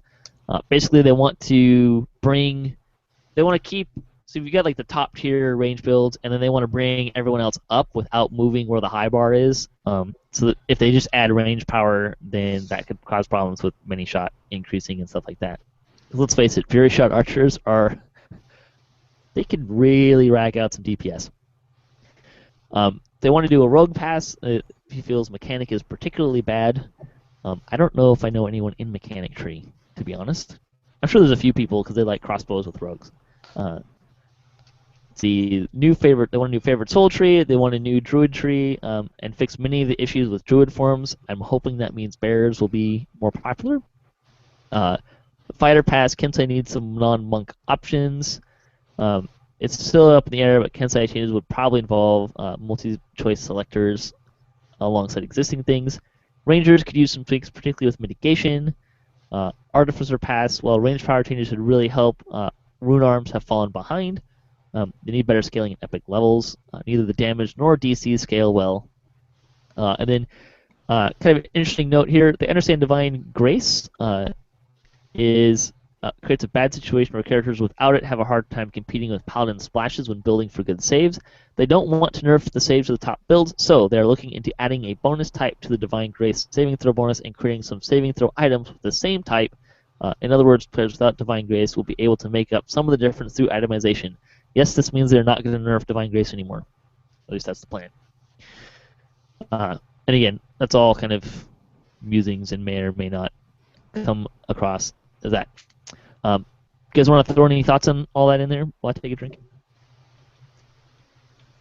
I don't know. I just see more heavy armor. I'm sorry. I play a lot of dex builds, so and I like the Kenzai having a monk splash. I mean, that's how the class was originally built back in the original Oriental Adventures from Gary Gygax. It was the Sword Saint. That's how it was supposed to be. That's why it's like that. It's because it was D&D like. Well, we can't have that. Let's throw some heavy armor in there. And Rangers need some mitigation too. Damn it, there's still some Dex Rangers out there. Quick, make them all wear heavy armor. And no robes for you. Rangers can wear light armor. It always kind of bothered me that the Ranger feats, in pen and paper, the Ranger only gets the bonus feats if they're wearing light armor. They lose them if they're wearing heavy or medium or heavy armor, which doesn't translate. It'd be hard to translate it, but there you go. Well, don't worry, that's coming to an end. Soon you'll be able to put medium and heavy armor on your Ranger and be just really thrilled by it. It doesn't necessarily say that. Just that they want to work on damage mitigation. Well, it's just with the armor thing, it's just so strange. I'm actually on my Pale Master wearing plate armor. How does Yeah, that there's been work? a lot of that. Works out pretty well. I've got an augment to reduce arcane spell failure. Took some out of the trees, so I've got a 0 arcane spell failure, but I've got a better PRR. Wow. And I'm still running high DCs, and I also have some melee ability because I run with Drow rapier. Drow, I'm using rapiers, and so I've got some DPS if I encounter like a champion that I can't finger or something like that. I didn't know you could get to 0 arcane spell failure on an Yeah. There's a lot of. You have to take some out of the different trees, but yeah, you can. The Eldritch Tree has some in its cores. I did the same. I did a similar thing with my Warforged Artificer, which they also have. I put him in an adamantine plate, and you can get some in the Warforged cores. You can get some reduction in spell failure, and they've got some of their tree core. Like it's in the core abilities usually for the Wizard and Artificer that reduces arcane spell failure as well. There's some in the Drow line too, as I recall. Plus, some of the heavy armors have less of an arcane spell failure to begin with. Like, my Sorcerer was wearing the Titan half-plate for years, so it's only got like a 10% ASF, and then the seven-fingered gloves balance that right out. So, but anyway, the world is coming where now, and we're all seeing it. We can have heavy armor for everybody, even the casters. Let's all get heavy armor. Yay! You're kind of being forced to move that direction just to mitigate some of the damage on Epic Elite. That's my point. I don't want to be. I don't want to really want to be forced to either, but it's what I'm kind of pushed I to don't do. think it's fair to say that you're forced to, because this is something that's new. You didn't have to do it before. It's just something new added. You can take advantage of if you want to. You didn't have to do it before. You don't have to do it now. I disagree. They did Survivability upgrade pushes you the that points. way. Are we debating still? Because I have a lot to say on this topic. No. It sounds like we're all kind of still debating. We're still in debate mode. It's not technically a debate. There's no points here, but thoughts are welcome. Okay, they added heavy armor, and they while at the same time amping up the environmental damage you're taking. So evasive damage mitigation doesn't work as effectively because sometimes you're going to roll a 1 or fail. It's all or nothing. Whereas armor-based damage mitigation takes less off the top, but it's there every single time, so you don't have the spikes. And that was their intentional design choice too, though. Yeah, and so we're all going to have that now. So What are heavy the armor for environmental everyone. damages you're talking about? You said that it increased environmental damage. What are you referring to? The new content is all coming out with the assumption that you have. The new content is all balanced against the new heavy armor world.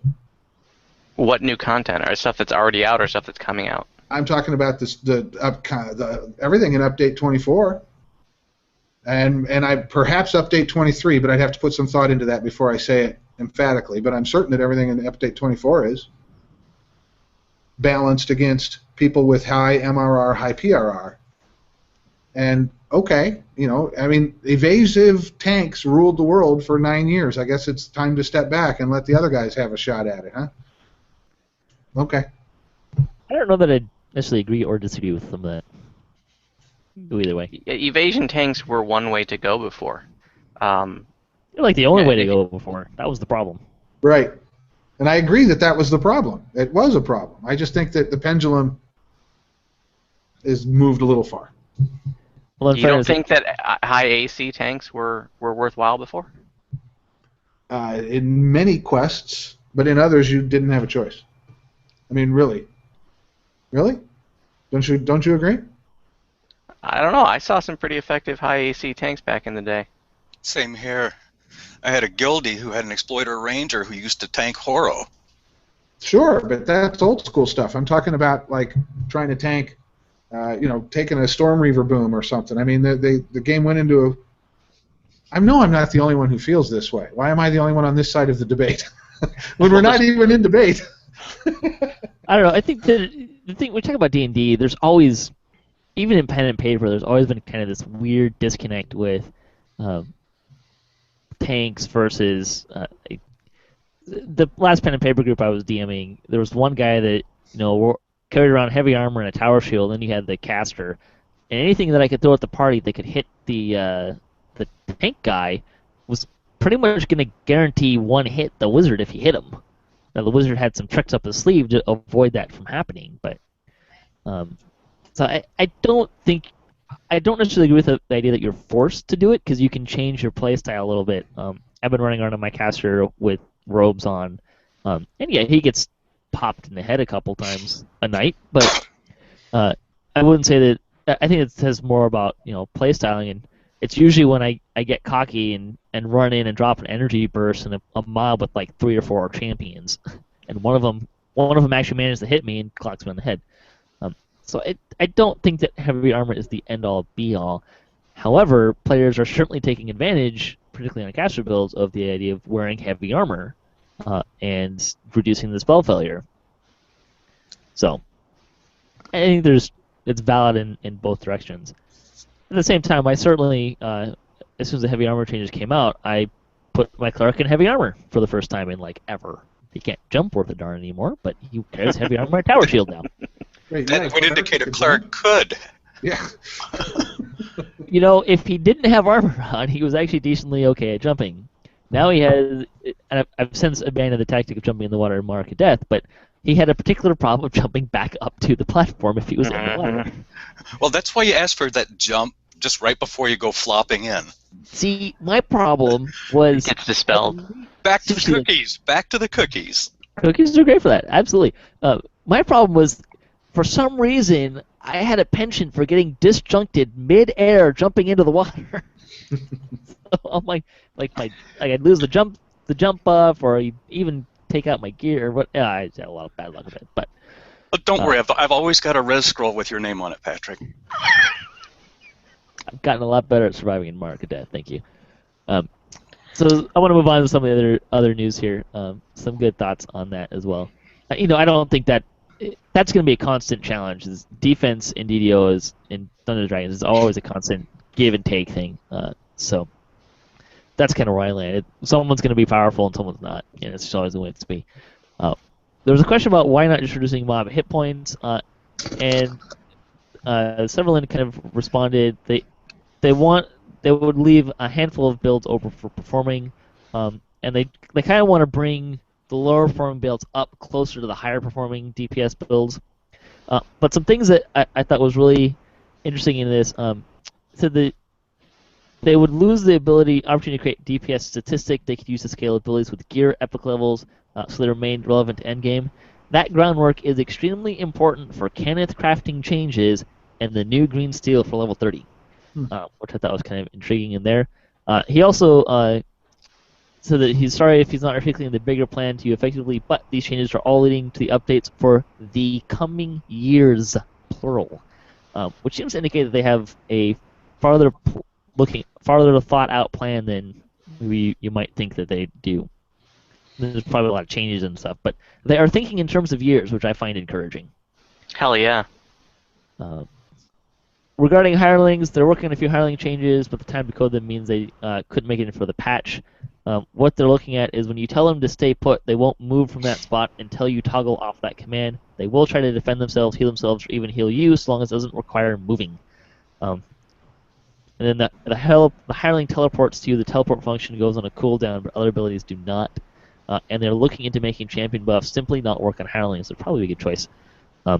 As far as the not moving thing, there was some kind of back and forth about whether or not they should be able to like guard an area, but they feel that there are plenty of places and quests where hirelings need to not move a muscle, i.e. traps and other such things, which is a fair point.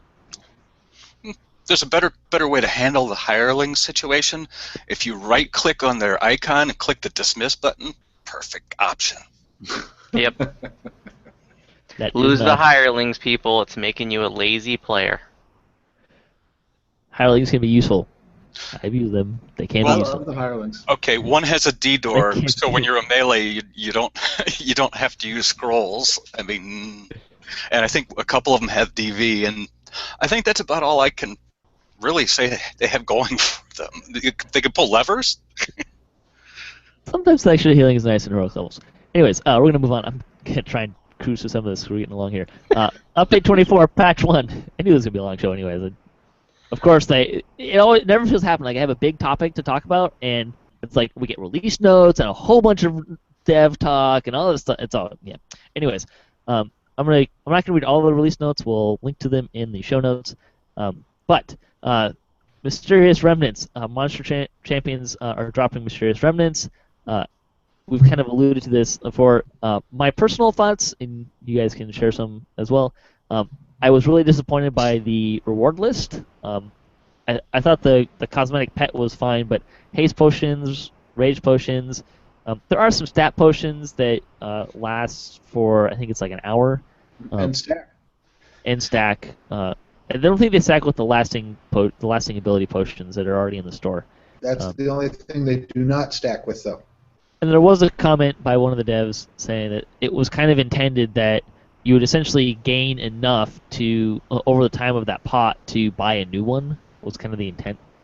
I don't think that's completely accurate, because it's taken me several days, and I can afford almost 2 of those.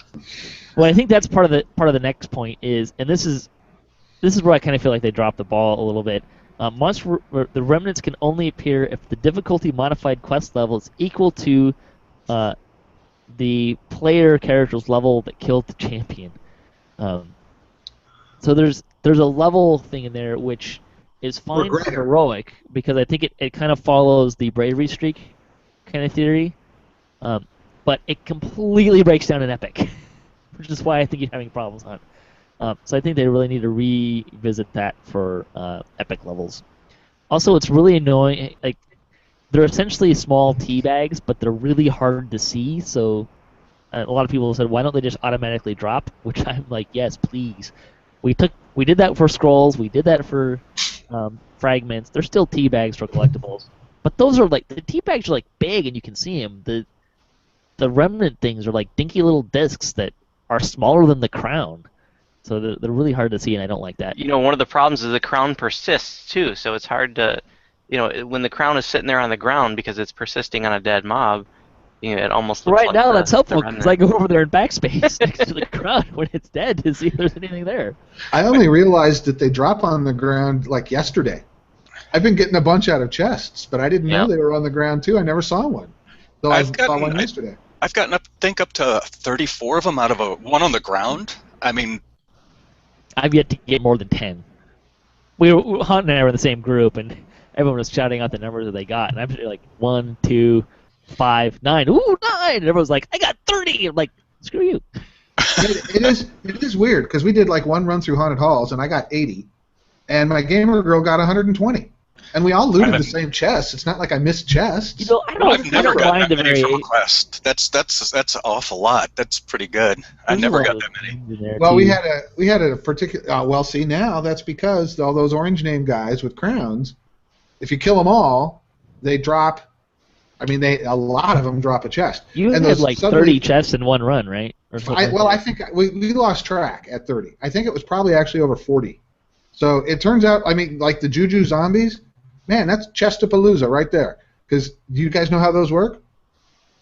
Vaguely. Silence Falls. Ooh, am I going to tell all the experts an actual tip they don't know? Do tell. All right, the Juju zombies in the haunted halls, you can't kill them. What you do is there's a section of the floor that falls away. You kite them. You jump back onto an island in the middle of that section of floor that falls away. They all fall down to the sewer and die. And if they are orange named with crowns, maybe they turn into a chest. And you can go back and go get the next batch of Juju zombies and do it again. And then do it again. And you get them, I think, a total of like 4 waves or 3 waves. I don't know.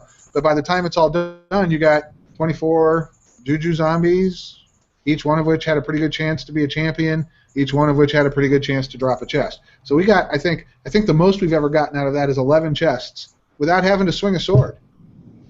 So there you go. A tip for the experts. Wow, I'll never give you guys a tip again. I'm very happy with myself now. I don't run haunted halls as much as I would like to be honest. I was more trying to remember which ones were the Juju zombies, if that was the necromancer spawning area or if that was a different area that I don't go to. No, it's through the prison. You go through the prison and there's a secret door off to the right. Yeah, that's why I don't. When I run haunted halls, it's usually a straight shot. So it's a huge. It's such a big place, and there's so many fun things to do in there. Like Juju anyways, zombies. yeah, I think that as far as the mysterious remnants go, I think the only things that I was really happy about was I don't mind that the drop rates was fine, the pet price was fine, bound to a character was or bound to account was good instead of bound to character. Everything else fell flat for me. I think it's a good concept, and I think if they tweak the rewards and the drop rates and such, it'll really work out well. But if they leave it as it is, it's going to be epic fail. It just needs to be tweaked and adjusted. The rewards are a complete joke. I don't know who thought putting water breathing in there and I don't know who thought. That's got to be a placeholder. I mean, what else could it honestly be? They did it pretty fast. I would say that they implemented the whole system pretty fast, so I'm not surprised that the end reward items aren't very great. They probably didn't want to throw something in that would be too game balance breaking. I think if they had come out with everything exactly the way it is, but they took out all the crap you can just go to the store and buy, and I don't even mean the DDO store, I mean a vendor. They took out all the scrolls and potions that are just commonly available, so that it was just the cosmetic pet and the stackable pots and maybe the harm scroll. I think they'd be getting a lot less blowback right now. You can do stuff like the harm scroll. You could do some of the healing potions that are store potions, and from the dice would be a good option. Seasonally, maybe put some seasonal items in there, or even toss in the occasional store item like a glamoring deal.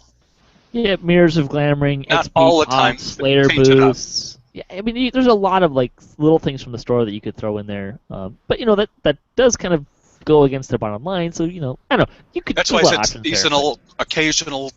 So just to change it slightly here and there and tweak it a bit. If they leave stuff in there like those mirrors of glamoring all the time, that's all people are going to spend their remnants on, and it's going to take away from them. People using their points. Some people were saying it should just be Commendations of Valor, which doesn't work for heroic levels, which I get. But I don't know.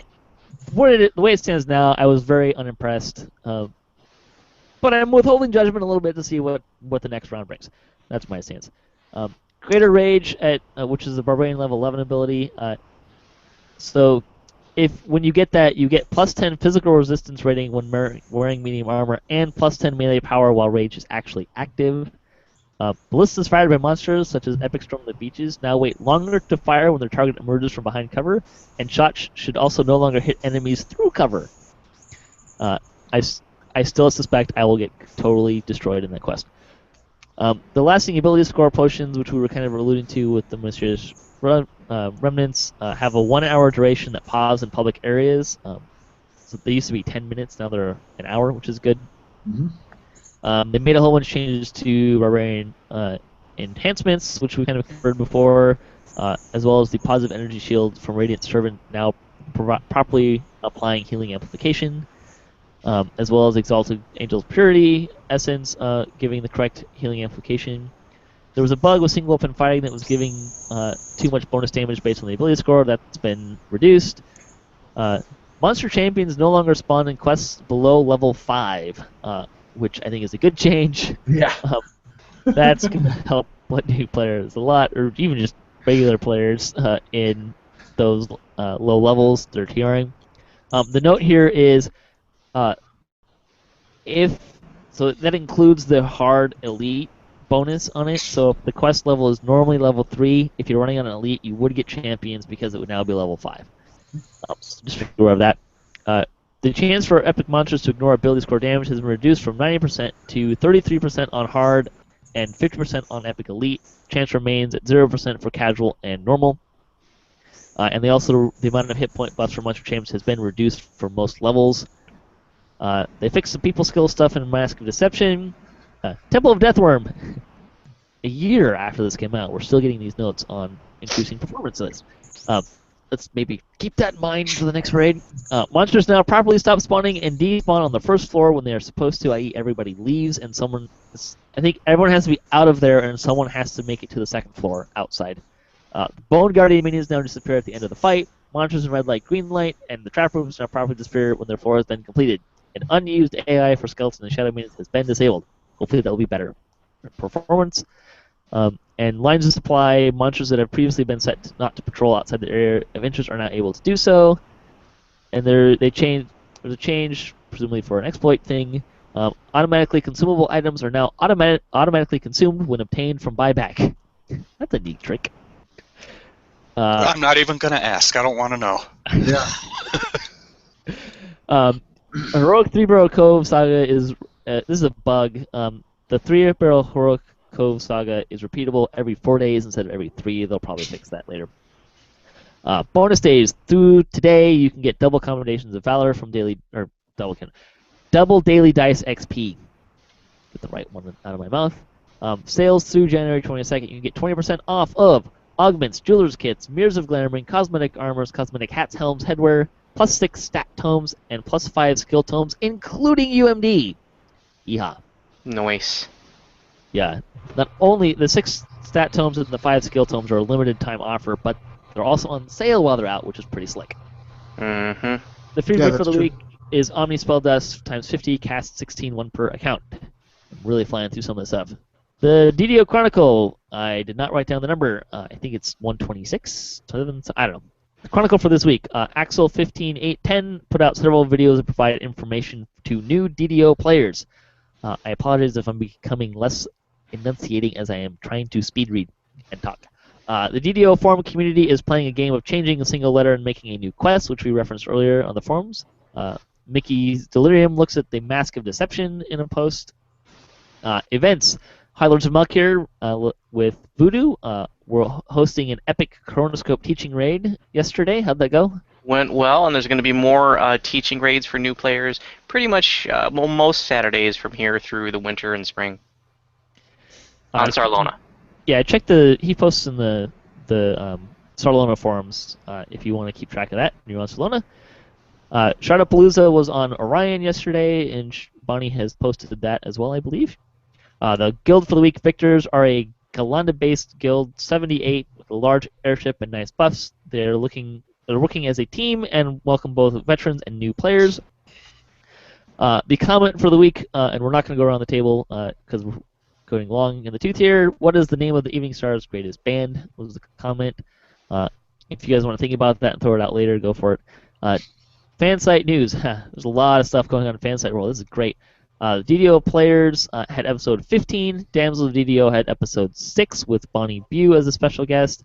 DDO Gamer was talking about solving the Reaver puzzle, the heroic Reaver's Fate puzzle. Mm-hmm. I'm going to make fun of you for still using a solver, by the way. Ginger Spyce launched his next video project. Hell yeah. Which is your final build.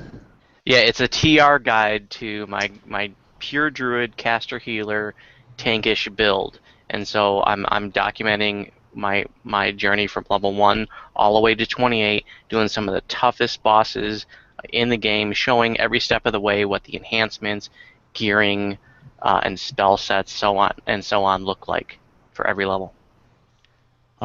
Enrique also had a post at Ru Oru.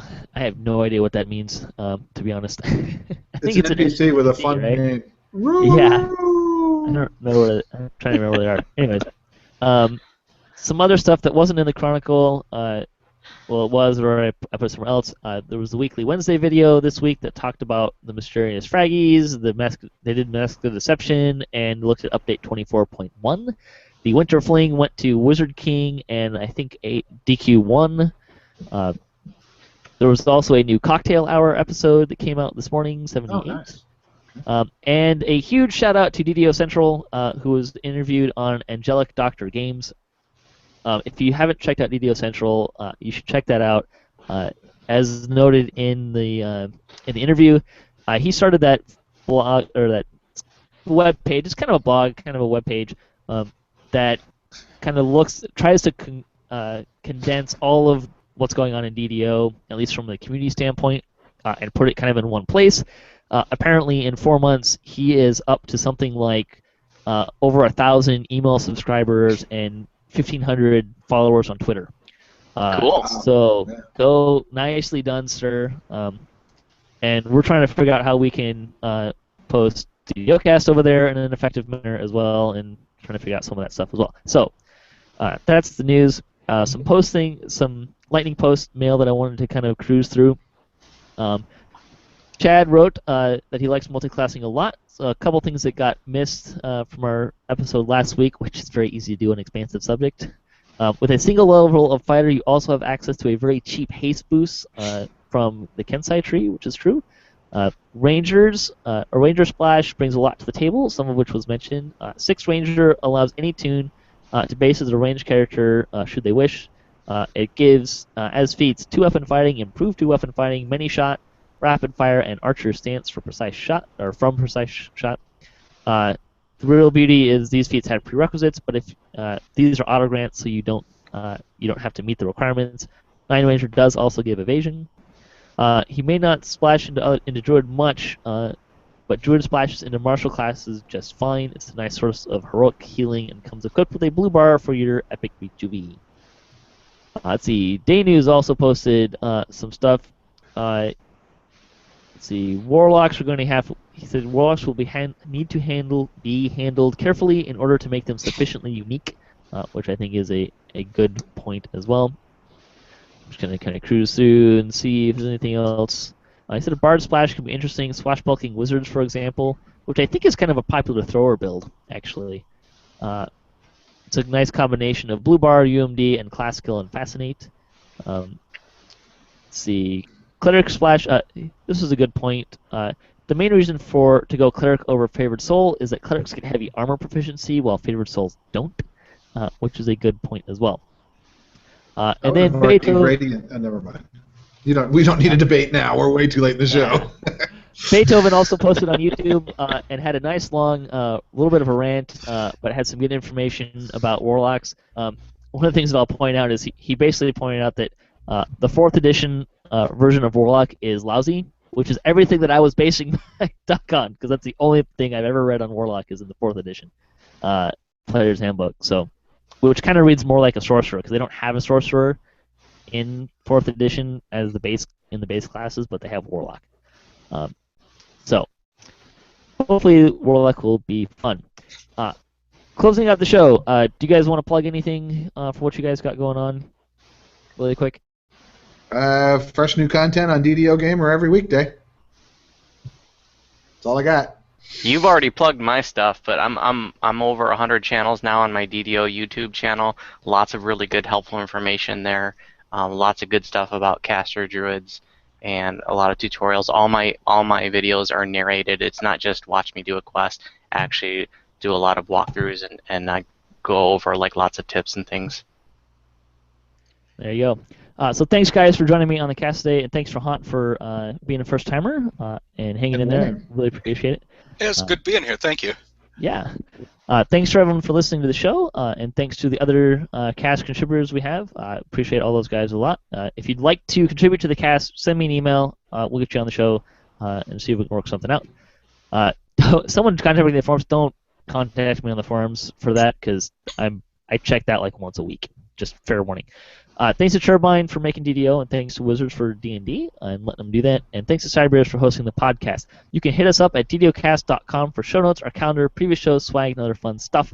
you want to be a part of the show, you just want to say hi, you can email us at ddocast@gmail.com. You can also find us on social media and follow us for the latest cast updates. Our closing tip for the week, take time to talk to NPCs and read their dialogue. Sometimes there are hints of storylines and things yet to come.